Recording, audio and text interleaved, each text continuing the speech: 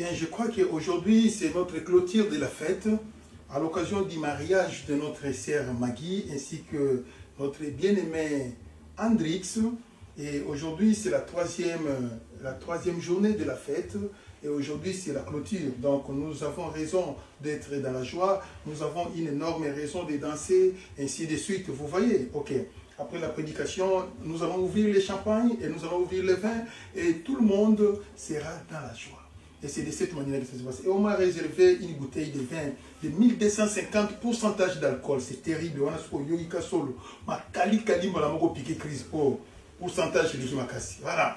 Donc aujourd'hui, c'est notre troisième jour de la fête. Alors, j'aimerais que la musique commence un peu parce que ça doit commencer ici et ça va descendre au milieu de vous jusque partout. Alléluia.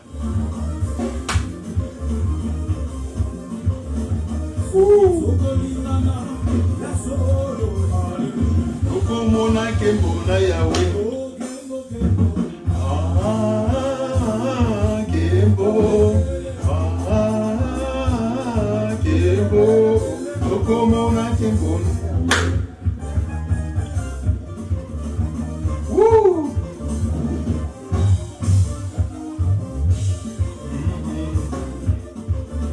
Alléluia. Ça, c'est la joie. Encore.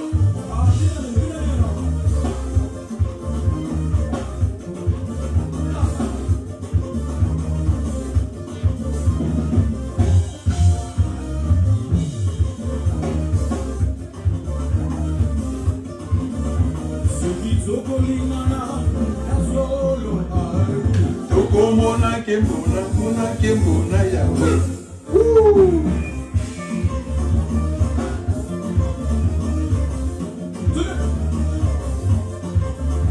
Alléluia.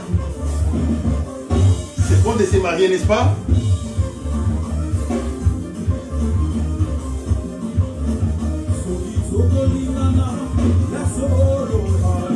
Tokomona kembona yawe.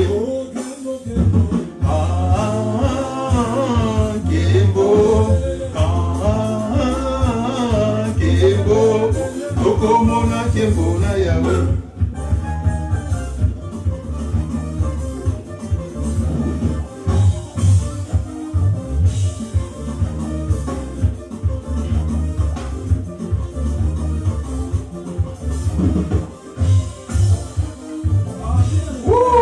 Alléluia. Tu es à Moulolo pour ser Maggie Abali.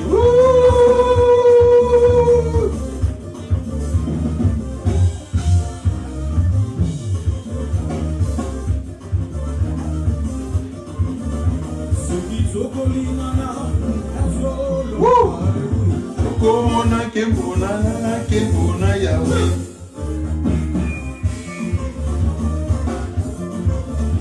Alléluia.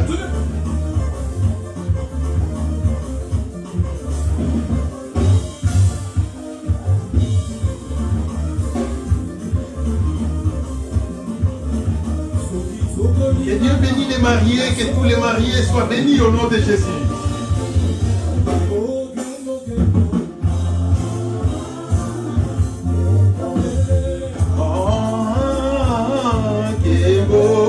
Tokomona kembona yawe.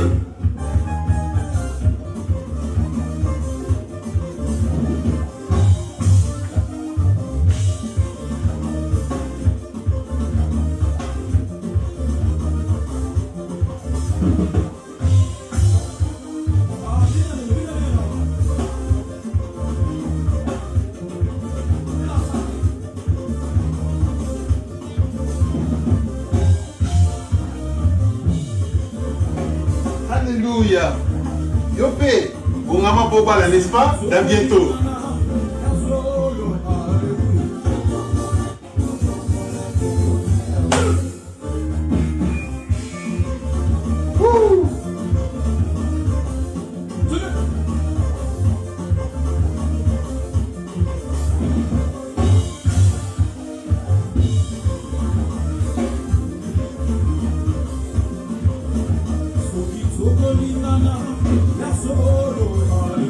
Tokomona kembona yawe.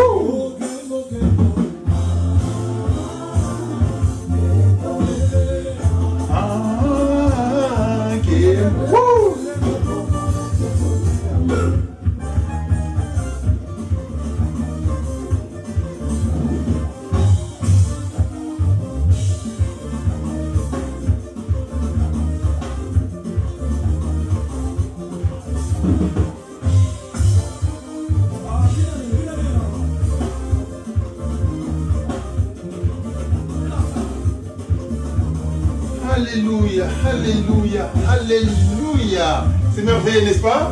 On sauve.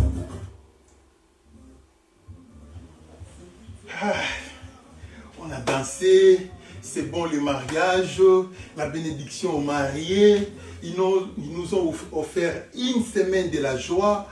Nous commémorons le mariage de notre bienheureuse, Ati, ainsi que Hendrix.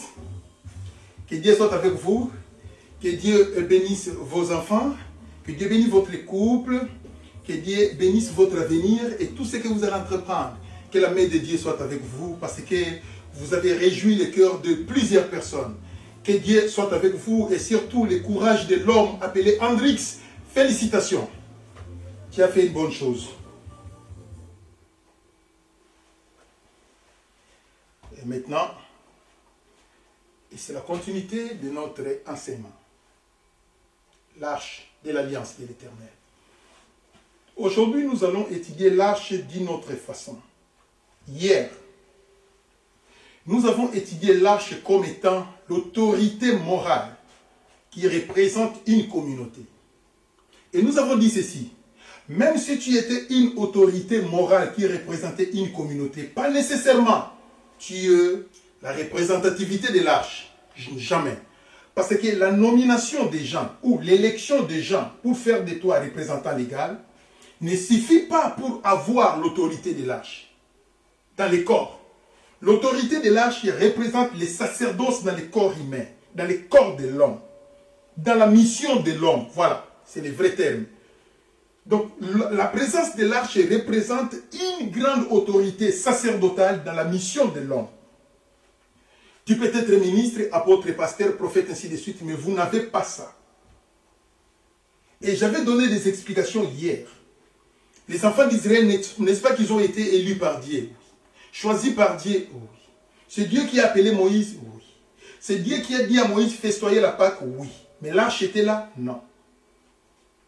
C'est Dieu qui a donné la direction à Moïse de suivre? Oui ou non? Oui. La colonne de Nioué, c'était à Paris? Oui. Ils ont traversé la mer Rouge? Oui. Ils ont bu l'eau qui a été purifiée à travers les bois? Oui. Ils ont mangé la manne? Oui. Ils ont bu l'eau du rocher? Oui. Est-ce que l'arche était là? Non. Il a fallu arriver à Sinaï. Alors l'alliance a été adoptée. L'alliance qui fut inaugurée par les saints, qu'on appelle l'ancienne alliance, après 2500 ans de la création de l'humanité. Cela voulait dire quoi? Tu peux être un homme appelé par Dieu dans le désert. Tu as vu Dieu à travers le feu. Mais ce n'est pas encore le temps de recevoir les sacerdoces de l'Éternel. L'appel de Dieu, tu l'as reçu. Alléluia. Tu as un mandat de travailler. Alléluia. Mais les sacerdoces n'est pas encore venu dans ta vie. Ce n'est pas encore. Parce qu'il y a des processus à suivre. Pour recevoir les sacerdoces, ce n'est pas l'ancienneté. Ce n'est pas le niveau de croisade. Ce n'est pas le niveau du travail. Ce n'est pas ça. Mais c'est le niveau de la fidélité. Le niveau de la consécration devant l'Éternel. C'est pourquoi la Bible dit, l'obéissance vaut mieux que les sacrifices. Rappelez-vous de l'histoire des 10 vierges.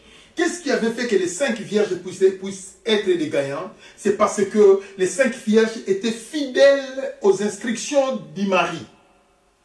C'est ça qui avait fait que les 5 vierges puissent gagner. Et les 5 autres n'étaient pas fidèles. On les appelle des infidèles, autrement appelés des prostituées, autrement appelés de femmes adultères. Parce qu'ils n'ont pas respecté le principe de leur mari. Vous voyez maintenant comment ça se passe? C'est de cette manière-là. Je dis que l'arche, c'est la représentativité d'une autorité morale, d'une église. Il peut être représentant légal, certainement. Dans les cas généraux, ils ont toujours été des représentants légaux. Mais, si votre représentant légal n'est pas l'arche devant l'Éternel, votre communauté est dans les ténèbres absolues. Parce que Dieu ne vous voit pas. Moïse commettait les bavures. Mais la grâce de Dieu surabondait au milieu des enfants d'Israël à travers la sainteté de Moïse, à travers l'obéissance de Moïse, à travers l'intégrité de Moïse, à travers la fidélité de Moïse. C'est pourquoi l'Éternel avait répondu à Balaam. Ce peuple, c'est un peuple saint qui n'a pas commis les péchés. Un peuple que Dieu dit un peuple saint, qui ont commis beaucoup de révoltes et de rébellions dans les déserts. Mais pourquoi Dieu les avait appelés un peuple saint? Parce que le peuple avait été justifié à travers leur père spirituel qui est Moïse. Il est vrai qu'un père spirituel a la capacité, le monopole de racheter son enfant. Un père spirituel a la capacité, le monopole de protéger son enfant. En cas de quoi? Il a un mot à dire devant l'Éternel. Il a le droit de veto étant que père spirituel. Aujourd'hui, nous connaissons que beaucoup d'adeptes ne connaissent pas la valeur de ce qu'on appelle père spirituel. C'est pour cela. Quand les problèmes arrivent, un pasteur peut commencer à prier, il n'y a pas d'effet. Parce que ce pasteur, ce n'est pas lui qui est le vrai père spirituel. Le vrai père spirituel, c'est X, c'est Y, c'est Z. Et il y a beaucoup de gens qui font les méli-mélos de pères spirituels. Il peut y avoir 4 et 5 pères spirituels à la fois, c'est bien. Mais sache-le que tu te retrouveras dans un lieu appelé si je savais. C'est trop tard. Personne n'a le monopole sur toi. C'est comme ça que ça se passe. Tu peux être là avec le pasteur ricain, mais moi, j'aurai la facilité de voir les problèmes des gens qui me considèrent réellement père spirituel, papa spirituel. Ce sont les problèmes que je peux voir facilement et Dieu a intérêt de me montrer leurs problèmes parce que ce sont des gens qui n'ont pas d'ici. Leur problème, c'est notre papa, c'est ricain. En dehors de lui, on n'en a pas d'autres et on n'a plus besoin d'autres. C'est lui qui nous suffit. Dieu alors commencera à me montrer tes problèmes. Mais si et seulement si, le pasteur ricain, c'est un pasteur auxiliaire. C'est normal, il y a des pasteurs auxiliaires, c'est normal. C'est un pasteur auxiliaire dans ma vie, c'est un parrain dans ma vie, mais ce n'est pas lui que je considère le père spirituel. Aujourd'hui, sache-le qu'il y a beaucoup de problèmes qui te concernera, ne viendra pas dans ma tête, ira dans la tête de celui que tu as proclamé père spirituel. Maintenant, si ce père spirituel, il a l'hémorragie spirituelle, sache-le que quand Dieu commencera à lui parler de tes problèmes, il n'arrivera pas à les capter parce que lui-même représente une hémorragie. À ce moment-là, c'est toi qui perds. C'est de cette manière-là que ça se passe. Voilà tout ce que je pouvais vous parler dans la vie chrétienne. Écoutez-moi bien tout ce que je peux vous expliquer. Dans la vie, il y a plusieurs maîtres, mais il y a un seul papa spirituel. Le papa spirituel, c'est la personne qui t'a enseigné. Vous voyez, dans l'église à laquelle tu étais allé faire la conversion, le titulaire, c'est celui qui est le père spirituel. En réalité, c'est de cette manière-là que ça se passe, parce que c'est à travers ces enseignements que tu es ce que tu es aujourd'hui. Et les autres, ce sont justement des maîtres dans la vie. Ce sont des parrains, ce sont des césus. Peut-être que tu peux avoir un père spirituel par adoption, c'est normal, mais il ne faut pas oublier ton père spirituel direct. Parce que tu n'étais pas sorti d'un arbre. Chaque enfant a la référence d'un papa et d'une maman. C'est comme ça. Même si ce sont des gens qui étaient décédés avant toi, ce n'est pas un problème. Mais au moins, tu connais que j'avais un papa et j'avais une maman. Dans les domaines spirituels aussi, ça se passe comme ça. Tu dois savoir que oui, la référence de ma naissance, de ma nouvelle naissance, c'est là-bas. Aujourd'hui, j'ai un papa spirituel d'adoption, c'est ici. Ce n'est pas un problème. Là, ce n'est pas un problème. Dans la vie, quand on veut marier quelqu'un, moi, j'ai peut-être un enfant d'adoption. Écoutez, il y avait un problème qui s'était passé, c'était exactement ça. J'étais avec un enfant, j'avais hébergé un enfant, mais l'enfant voulait se marier. La maman de l'enfant voulait dire que voilà, il faut que les pasteurs ricains puissent manger la dot. J'ai dit non. Non. Quand je fais ça, je fais sacrifier cet enfant. Il faut aller auprès de ses parents biologiques. Ce sont les ayants droit de la dot. Mais moi, je ne peux pas manger la dot de cet enfant. Ici, les papas biologiques disaient, les parents biologiques disaient non, donnez ça au pasteur parce que c'est lui qui a élevé l'enfant. Là, c'est normal. Je prendrai parce qu'il y a un papa qui avait déjà fait ça. C'est Papa Djonga qui est déjà décédé, le papa de Biblos. Donc, la petite sœur de Biblos était mourante, si c'est Lisette. Elle était mourante. C'est grâce entre guillemets, c'est grâce à Rike Maïnda que cet enfant est en vie jusqu'aujourd'hui. Et ce n'est pas facile de racheter une telle personne avec elle. Elle était malade pendant plus de 3 ans. Moi, je la connaissais malade. Je connaissais peut-être qu'elle va mourir. Oh, ce n'était pas ça. Mais on a payé le prix pour que cet enfant revienne. Au jour de la dot, le papa a dit, moi, je ne mérite pas. Parce que ma fille était déjà morte depuis longtemps. Mais la personne qui est vivante là, que tu as épousée, voici, c'est celui-ci qui a fait qu'il soit vivant. Donnez-lui les costumes, donnez-lui de ceci. Je l'avais pris. Je l'avais pris. Vous voyez maintenant comment ça se passe. Dans ces cas, c'est des cas d'exception. Mais si j'étais un pasteur gourmand, un pasteur qui n'est pas sage, j'allais dire, oui, donnez-moi les biens, donnez-moi les objets. J'ai moi qui vais utiliser et le papa biologique. C'est eux les ayants droit. Ce sont des ayants droit. Donc cela voulait dire quoi dans la vie? Qui peut avoir des pères d'adoption, mais les papas spirituels, c'est votre référence. C'est votre référence. C'est de cette manière-là que ça se déroule. Je bénis l'Éternel, car il nous aime beaucoup.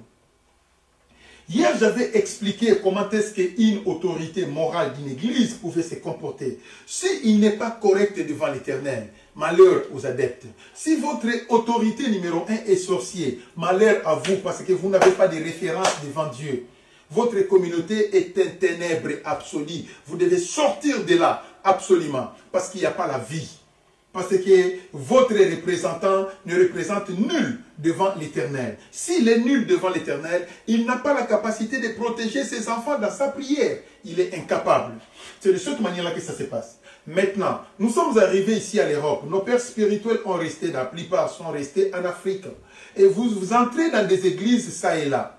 Si malheureusement vous allez vous retrouver dans une église où le pasteur n'est pas correct devant l'Éternel, Dieu ne reconnaît pas ces pasteurs-là, sachez-le que ma sœur, l'église où vous fréquentez représente un grand danger contre ta vie. Parce que tu risqueras de partir en enfer pour rien. L'homme ne donne que ce qu'il a. Un homme qui n'a pas le Saint-Esprit, qu'est-ce qu'il va vous donner? Un homme qui n'est pas droit devant l'Éternel, qu'est-ce qu'il va vous donner? Un homme qui est considéré comme un homme mort spirituellement devant Dieu, qu'est-ce qu'il va vous donner? Il va vous transmettre la mort. C'est l'office, c'est inévitable. Vous allez vous retrouver tous dans la mort. Parce que là, au-dessus, c'est des pourris. Alors, il faut toujours faire très attention. Faites très attention. Pour accepter qu'un pasteur te parine, ce n'est pas toujours quand il le voit avec la connaissance de la Bible, il explique la Bible. Non, la connaissance de la Bible représente zéro devant Dieu. Mais c'est l'état d'âme qui compte. C'est comme ça que ça se passe. L'état d'âme, la positivité d'un état d'âme d'une personne ne dépend pas du nombre de délivrances. Jamais.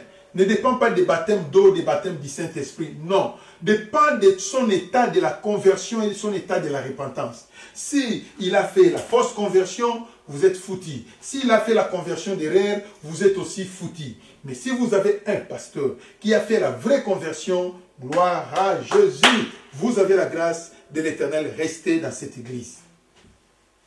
Alors, j'avais dit ceci, d'une autre manière, dans un langage beaucoup plus large, nous pouvons dire que l'arche de l'alliance représente tout chrétien. C'est-à-dire quoi? Tout chrétien, après avoir reçu le Saint-Esprit dans son corps, et que le Saint-Esprit a adopté ton corps comme étant le temple, son temple propre, son temple privé. Sache-le que c'est ce même Saint-Esprit qui te conduira dans l'église corps du Christ. Tu deviendras membre dans l'église corps du Christ. Vous voyez? Or, si tu es dans l'église corps du Christ, tu fais déjà partie d'un royaume qu'on appelle le royaume des sacrificateurs. Why sacrificateurs? Qu'est-ce que vous allez sacrifier? Vous n'allez pas sacrifier les gens, vous n'allez pas sacrifier les choses, mais vous allez vous sacrifier. Vous devez sacrifier votre propre corps comme une offrande agréable devant l'Éternel. Mais comment je peux sacrifier mon corps comme une offrande agréable devant l'Éternel? Tu seras là pour défendre la doctrine de Jésus. Tu es prêt de mourir à cause de la doctrine de Jésus. Tu es prêt de mourir pour défendre ton Jésus de Nazareth. Et tu ne peux pas nier ta foi avec Jésus, quelle que soit la condition. Même si tu es devant le vaccin de 666, tu dis, je refuse parce que ça c'est Vicarius Filii Dei. Même si tu es devant les sceaux de la bête et les gens sont accompagnés des armes pour tuer, tu dis que j'accepte de mourir, je ne prendrai pas ces sceaux. En ce moment-là, vous êtes un sacrificateur. À savoir que celui qui meurt au nom de Jésus, l'Apocalypse les appelle des témoins fidèles. Les témoins fidèles, ce sont des gens qui ont accepté de mourir à cause de Jésus, à cause de l'évangile de Jésus. On les appelle autrement des martyrs. Vous voyez comment ça se passe? Une personne qui dit que moi j'accepte, je ne regarde pas mon mari, je ne regarde pas ma femme, je ne regarde pas les 12 enfants que j'ai mis au monde, je m'en fous d'eux, chacun est venu de sa manière et chacun sera jugé devant Dieu de sa manière. Ça c'est moi qui décide, j'accepte de mourir à cause de Jésus, je ne renie pas la foi, j'accepte. Je refuse les sauts de la bête 666 à cause de Jésus de Nazareth. Sache-le que ma soeur, tu mourras, oui, mais tu seras témoin fidèle comme Étienne. C'est comme ça que ça se passe. Votre salut est rassuré parce que vous êtes mort au nom de Jésus. Vous êtes mort au nom de l'évangile de Jésus. Vous êtes mort au nom de la vérité de Jésus. C'est de cette manière-là que ça se passe. Il y a beaucoup de serviteurs qui sont morts, empoisonnés parce qu'ils défendaient la cause de Jésus. Ces gens-là, ce sont des témoins fidèles. C'est lui qui avait raison devant l'Éternel. Mais les autres, parce qu'ils voulaient soutenir la tradition, ils ont préféré empoisonner celui-là. Oui, il est parmi les témoins fidèles et véritables. Parce que c'est un commando qui est mort sur les champs de bataille. Ça n'existe pas qu'une personne, après avoir reçu Jésus dans son cœur, et après avoir reçu Jésus comme son Seigneur et Sauveur, et il reste dans la fainéantise à la maison. Il attend que le pasteur vienne faire la suivi pour lui. Ça n'existe pas. Il attend que l'évangile vienne faire la suivi pour lui. Ça n'existe pas. Une personne qui a reçu le Saint-Esprit, ça les a suivi. Il n'a pas besoin de suiviste jamais. Parce que lui, c'est le Saint-Esprit qui lui donne l'horaire. Il dépend de l'horaire du Saint-Esprit. C'est une personne qui n'arrive jamais en retard à l'église. C'est une personne qui est fidèle à présenter ses dîmes et ses offrandes. C'est une personne qui est fidèle dans les engagements sacerdotaux. Les engagements que lui a pris à l'église, il ne peut pas les négliger. Mais à cause de qui? C'est parce qu'il veut que les pasteurs lui voient? Non. Est-ce qu'il veut que les adeptes lui félicitent? Non. Mais qu'est-ce qui se passe? C'est parce qu'il veut que l'Éternel, qui est là, caché dans les lieux célestes, voit son intégrité. En ce moment-là, cette personne sera parmi les 5 sages, les 5 vierges sages qui avaient rencontré les maris. Il sera à droite, accompagné des brebis de l'Éternel, mais il n'ira pas à gauche, là où sera l'époux qu'au jour du jugement dernier. Non, ça ne sera pas comme ça. Vous savez, mes bien-aimés, yesterday, je vous avais dit, l'église ne grandit pas parce que les gens font la suivi. Jamais. L'église grandit, c'est parce que les gens ont fait l'évangélisation. On fait la suivi pour aller chercher les fainéants. Les autres leurs noms ne se trouvent pas dans le royaume des cieux. Vous pouvez faire la suivi aujourd'hui et demain. 0 sur 10. Vous ne réussirez pas. Et une personne qui n'a pas le Saint-Esprit, il a la facilité de changer. Ceux qui vont tout ici comme ok. Non, il y a sur l'église de l'unité. À changer l'église, ni ne c'est la bonne païen. Il n'a pas le Saint-Esprit. Donc, le Saint-Esprit ne lui a pas encore convaincu que voici, ça c'est ton église, c'est ici que tu vas servir Dieu. Quand tu vois quelqu'un, moindre pépin, n'a changé d'église, sachez que cette personne est encore païenne.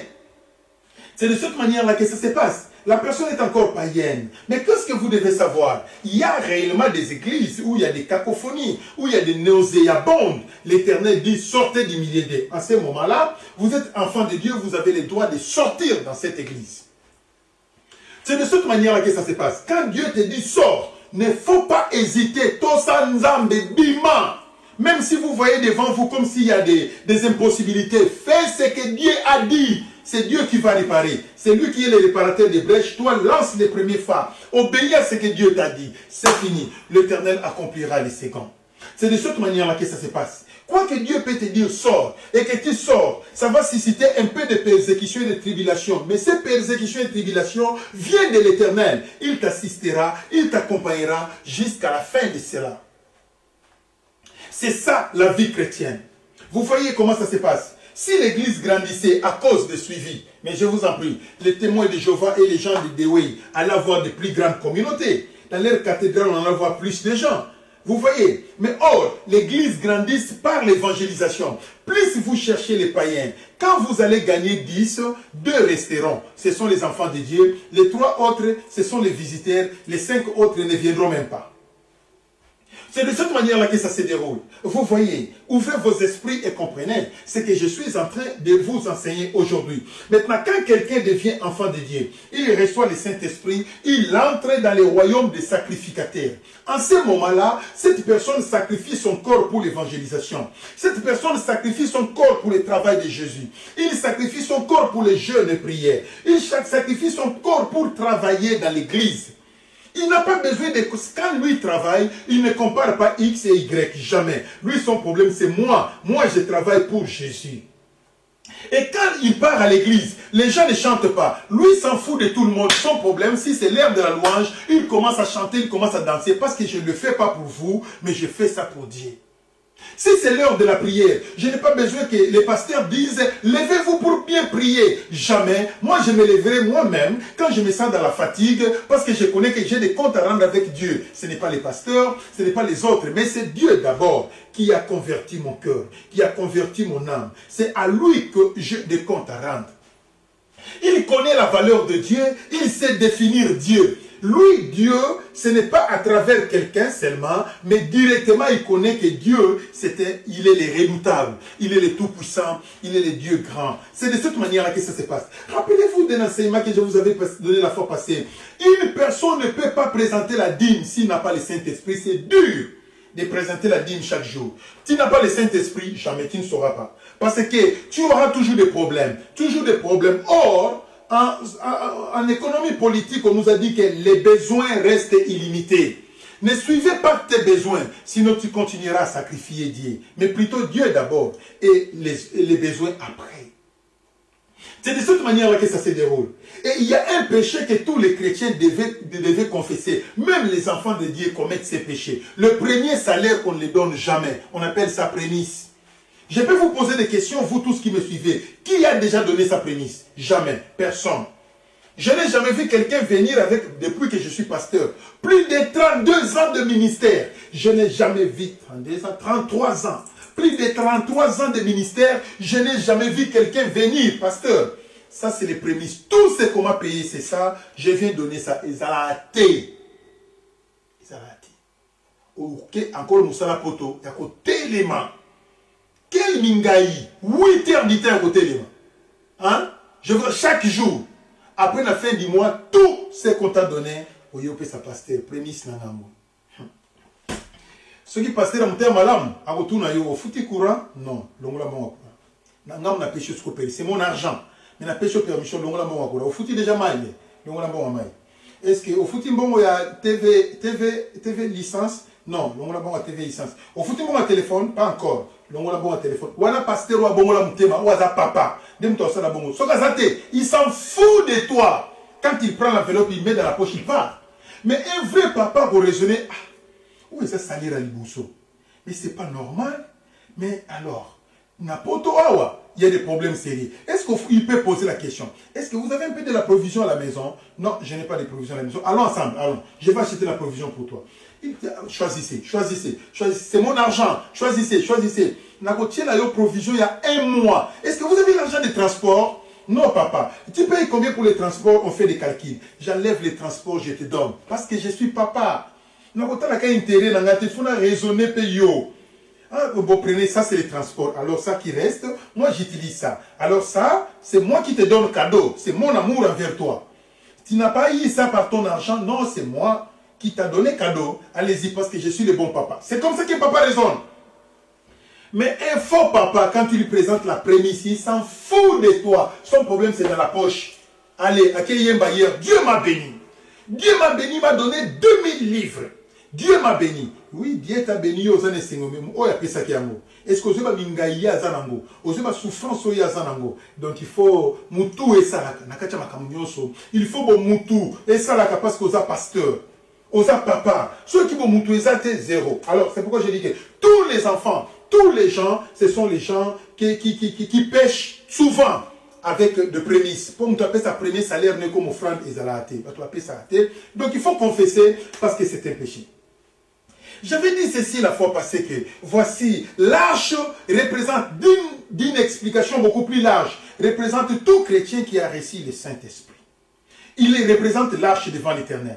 C'est pour cela que la Bible dit ceci. Dans les livres d'Apocalypse chapitre 11, je vais vite finir parce que j'ai envie de danser. C'est le mariage de Maggie. Je n'ai pas envie de prêcher. Tout ce que je veux, c'est danser. Aujourd'hui, c'est la fin de notre mariage. Apocalypse chapitre 11, verset 15 à 19. C'est la fin de la célébration de notre mariage. C'est ça que je voulais dire. Je vais lire pour vous. Le 7e ange sonna de la trompette.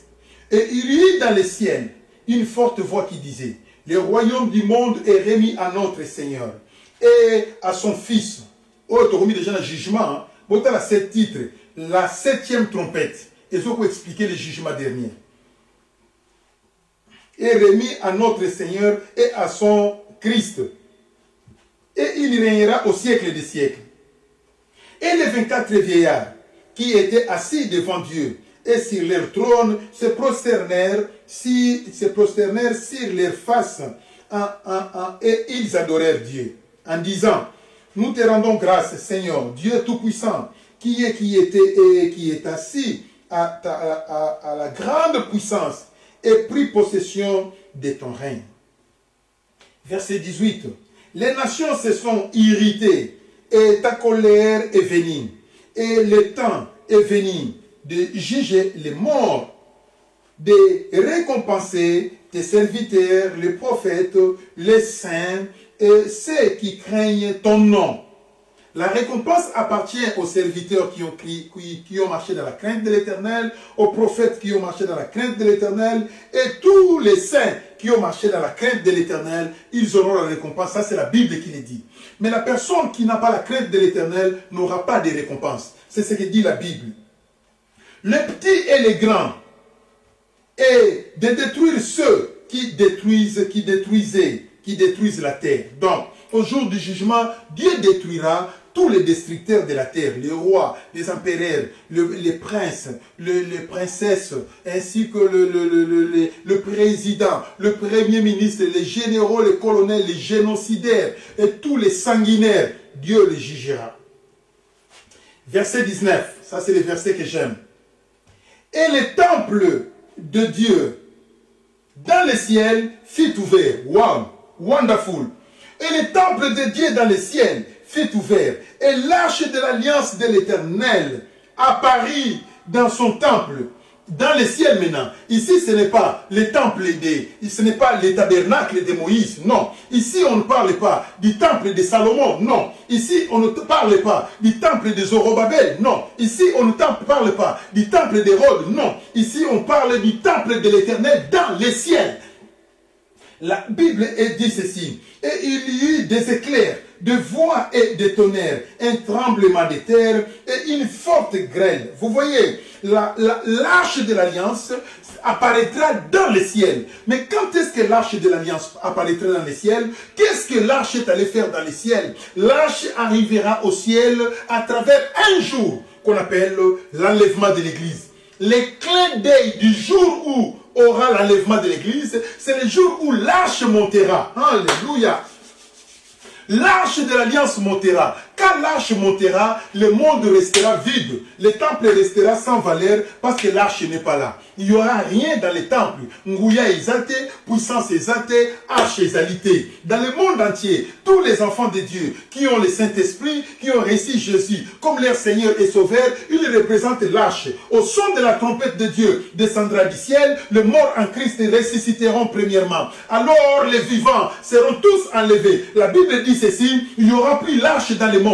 Parce que le monde entier, les enfants de Dieu seront enlevés. Même ceux-là qui sont dans les séjours des morts, tous seront enlevés. Maintenant, le monde restera comme un temple vide. Restera comme les sacerdotes, comme un tabernacle vide. Il n'y aura plus de puissance parce que la puissance est partie. La Bible dit ceci, au jour d'enlèvement, ce n'est pas seulement les enfants de Dieu qui seront enlevés, mais le Saint-Esprit partira avec eux. Ça sera la fin du mandat du Saint-Esprit. Ça sera la fin du mandat du Saint-Esprit. La Bible dit ceci, on lui dira, viens, car ta mission est finie. Quand il partira, il amènera tous ceux-là qui l'ont hébergé dans leur corps. C'est le phénomène qu'on appelle l'enlèvement de l'Église. Voilà tout ce que je peux vous parler. Et maintenant, quand l'enlèvement sera là, c'est ça l'expression que nous avons lue ici, que l'arche, quand le ciel sera ouvert, on voit le temple de Dieu dans le ciel, le temple de Dieu sera ouvert, on voit l'arche à l'intérieur du temple de Dieu. Mais quelle est cette arche? C'est justement l'Église qui est enlevée. Les enfants de Dieu qui sont partis, ils se retrouveront dans les temples au ciel. Alléluia! L'Éternel est merveilleux. El Elyon, El Shaddai, El Olam Maranatha. Et voilà l'explication que j'avais voulu vous présenter aujourd'hui. Bon, pour aujourd'hui, Matthieu et Sili. Alléluia. Pourquoi ma esili? Sœur Marguerita, Marguerita c'est ma tata moko. 1. Ba magi nyonso na mokili bazaka monoko makasi. 2. Ba magi nyonso mokili bazaka matata ko sakana te. Ba magi nyonso mokili ba loba ke belé na ndinga ko sakana te wana ba magi. Mais il y a biso magi abali. Donc c'est que mobile na ya ça convaincu que oui, sœur na moi sinanga azara bizali ya bien. Tika na bala e papa Andrix.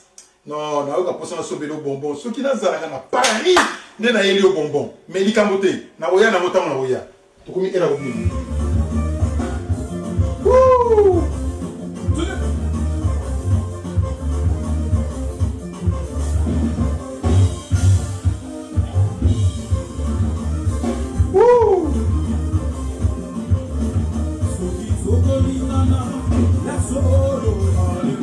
Okomona kembona yawe.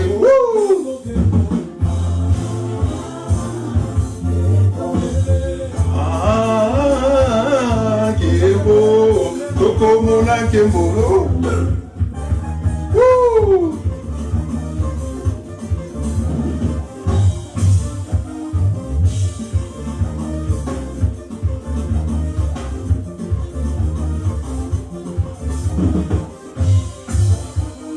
Il est merveilleux, Jésus. Plus.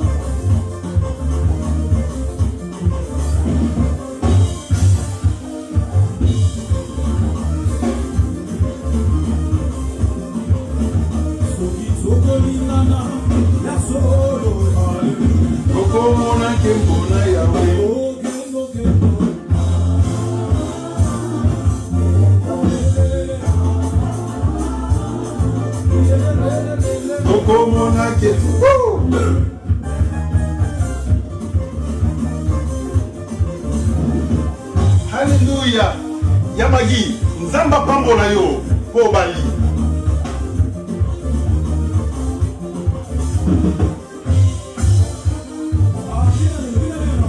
Quartier Baumbu Mobimba, Baumbu 1, Baumbu 2, Tozana Esengo, Magi Abali Mbudi, Tozana Esengo, Gitimbu, Kolobate.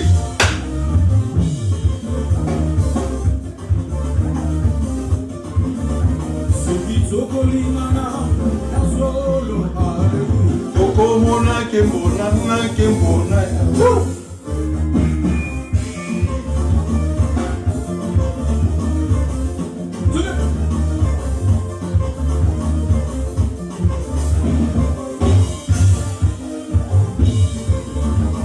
Bayo, I love you so much. Biso to continuer fête na biso.